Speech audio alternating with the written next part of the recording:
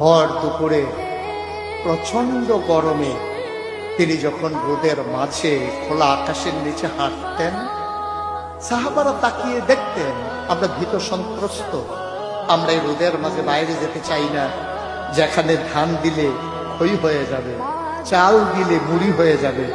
প্রচন্ড গরমের মাঝে তিনি হাঁটেন কেমনে? অবাক বিশ্বের উপরের দিকে তাকিয়ে দেখতেন নবী হেঁটে যায়, আর নবীর মাথার উপরে একটা মেঘের টুকরা ছায়া হয়ে হয়ে পাশে পাশে যায়।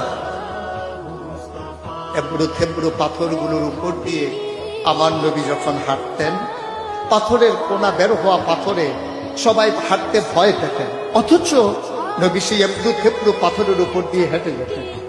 তারা চিন্তা করতেন নবীর কদমের নিচে এই শক্ত পাথর পড়লে উনি কি ব্যথা পান না?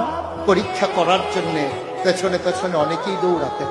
দৌড়ে দৌড়ে নবীর কদম মুবারকের নিচে যে পাথর পড়ে গিয়েছিল ওরা হাতে তুলে দেখতেন নবীর কদমের সম্মানে শক্ত পাথর তুলার মতো নরম হয়ে গেছে।